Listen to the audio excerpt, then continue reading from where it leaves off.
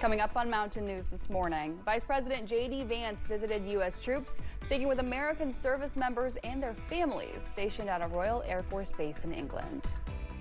And we are learning more about President Donald Trump's objectives heading into Friday's meeting with Russian President Vladimir Putin. Dedicated to Eastern and Southern Kentucky, this is WYMT Mountain News this morning. Good morning. I'm Amelia Lee here with you on this Thursday, August 14th, and it is 6 o'clock this morning, which means it is time for a check of our weather with meteorologist Megan Dusmall. And luckily for me, Megan, I haven't seen the fog, but that's not the case for a majority of people, honestly. Yeah, that is not the case. We are going to see that fog this morning. Some folks are looking at some pretty dense fog. Others are nice and clear, just as Amelia mentioned. So let's kind of tell you what you can expect as you're heading into this morning. Here's a look at that current visibility. You'll notice that the more dense fog as you travel more towards our southwestern counties and our northwestern counties, with some of our eastern side western side staying on the drier side. You'll notice Somerset looks pretty clear this morning, same in London. But in terms of those temperatures, you're not going to expect anything too crazy as you're heading out the door. Mainly a mixture of the upper 60s and low 70s, with this afternoon sitting in the mid to upper 80s. So a little bit of that warmer start to the day and afternoon. Then we'll go into the live pinpoint Doppler radar. Nice and clear this morning. Again, really just tracking that fog this morning, and then we'll see those chances for scattered showers and storms returning as we're heading into the afternoon. Here's a look at that day planner for you. You can really just expect those clouds to take over, especially in the morning hours, and those chances for some scattered showers in the afternoon. Amelia. In Perry County, police are looking for a sheriff's department cruiser. You can see that on screen now. It was stolen by someone in custody at the Perry County Park. Police say Chris Combs was handcuffed, but somehow managed to get out of the cuffs and steal the cruiser. You should consider him armed and dangerous and call 911 immediately if you see him or the cruiser. Combs has been arrested on an indictment warrant, and deputies say they had just recovered meth and cash from him. 2 people have been arrested in connection with the death of a 17-month-old child. Police say the child was found unresponsive on July 30th and later pronounced dead at Middlesboro ARH. The case was presented to a grand jury, resulting in the indictment of the child's parents. Lauren Gage is charged with murder. Dakota Spencer charged with manslaughter. Both are being held in the Bell County Detention Center. Community members in Breathitt County are looking for healing after the search for missing 10-year-old Jaden Spicer ended up with his body being found buried in Breathitt County. His mother, Felicia Gross, is behind bars charged with manslaughter, among others. Last night in Jackson, Madison Carmouche talked to friends and family who gathered to lift up one another through the heartbreak. It's a nightmare. I just feel like I can't wake up from.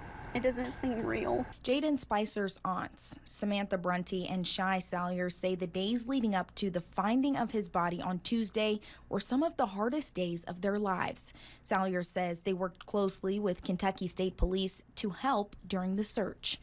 I just hope and pray that that baby has his final moments of resting and everybody can know that he is safe. His aunts say the outpouring of community support has helped them to make it through. They both felt like showing up for Wednesday's community vigil was important, and bringing his cousins and siblings would help them in their healing journey. He was full of light, always smiling, and he just loved being around his family and friends, and he was a happy kid. Just days after Jaden was last seen, he was set to begin the 4th grade, but now his cousins and siblings will go through the school year without him. It's just heartbreaking. How can a mother do something like that? Tasha Shepard is a family friend who says she was there when Jaden was born. She says her son and Jaden were going to be in the same grade this school year, but she is glad to have some closure. He's back with his mama, and that gives everyone peace. Family and friends agree that Jaden's energetic and fun personality will be missed. He was a happy kid, you know. He was spunky and very active. In Breathitt County, Madison Carmouche, WKYT. And there will be another vigil for Jaden at 8:30 on Saturday at Dothett Park in Jackson. Funeral arrangements have not been announced yet. Father Jim is partnering with Soul Shine Industries to make Jaden a customized Spider-Man themed casket. Breathitt County schools are asking students and staff to wear blue for Jaden today. Meanwhile, two 12th grade students at Jackson City School thought of a similar idea to honor Jaden's life. The students wanted everyone to wear Jaden's favorite colors, red and blue, to school yesterday, which was posted on Facebook Tuesday night. Many students, faculty, and staff participated. Anytime that you have a youth that's missing, it's heightened awareness, especially as a school administrator and especially as a parent. I'm a parent of 3 kids. So anytime that you have any incident of any child missing, you become, fully aware of how can we support, what can we do. While Jaden did not attend Jackson City School, the superintendent said in a time like this, it doesn't matter what school district you attend, and they'll continue to support the community however they can. A car hit a pedestrian in the Somerset Walmart parking lot yesterday afternoon. The fire department arrived at the store to find a car with front-end damage. Officials say the car hit a person riding in a motorized shopping cart. Crews helped the victim and directed traffic. One person went to the hospital. The condition is not known. During a Team Kentucky update yesterday afternoon, Governor Andy Beshear addressed allegations that non-citizens paid to get Kentucky driver's licenses.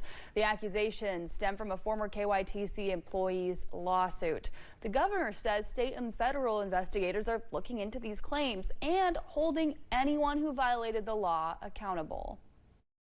Ensuring the integrity of state-issued identification is a high priority, and any irregularities are taken seriously and investigated.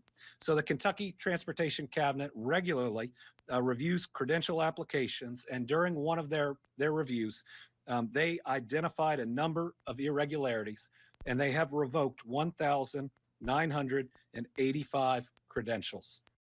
Governor Beshear says to his knowledge, all employees involved in issuing the fraudulent IDs were hired through a temp agency and have since been terminated.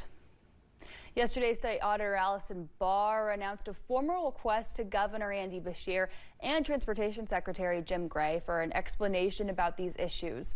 In her letter, Auditor Ball says Kentuckians deserve to have confidence that their tax dollars are funding a fair and lawful government. State Attorney General Russell Coleman was also asked about the investigation. He calls it, quote, robust, and says his office has been working with state police and federal partners on the case long before it came out in the media. Vice President J.D. Vance visited U.S. troops across the pond yesterday, speaking with American service members and their families stationed at a Royal Air Force base in England. He thanked troops for their hard work and sacrifice and said their service stands as a powerful symbol of U.S. strength on the world stage. You guys are the reason why we have leverage in these conversations with world leaders, because they know that if we cut a deal, it is backed up by the finest fighting force anywhere in the world. Vance is with his family on a working vacation in the UK that's included a bit of fishing with Britain's foreign secretary and some protests from Brits over the wars in Ukraine and Gaza. Well, this morning we are learning more about President Donald Trump's objectives heading into Friday's meeting with Russian President Vladimir Putin at a military base in Alaska. After speaking with Ukrainian and European leaders yesterday, the president says he intends to find out if a second meeting with Putin is possible. This all comes as the president says he may ask Congress to extend his federal takeover of Washington, D.C. I'm going to find out where we are and what we're doing. Now, there may be no second meeting, because if I feel that it's not appropriate to have it because I didn't get the answers that we have to have, then we're not going to have a second meeting. This comes after Volodymyr Zelensky and European leaders pressed him to push for a full ceasefire during a video call. The Ukrainian president says he warned Trump that Putin is bluffing, though European leaders say they hope the meeting is successful. A Leslie County family got a special opportunity at Arlington National Cemetery. Joshua Collett and his family were able to lay a wreath at the tomb of the unknown soldier. Collett has a passion for American history and has a lineage of family members who served in the military. He says opportunities like this are great for his kids to learn more about our county's history and those who fought for it. I enjoyed history myself, but to be able to show my kids all these things that they're learning currently about in books definitely was something that I was glad we had the opportunity to do. This once-in-a-lifetime opportunity allowed Collett to show his appreciation for those who fight for our freedom. He hopes others will see that respect and will want to do the same.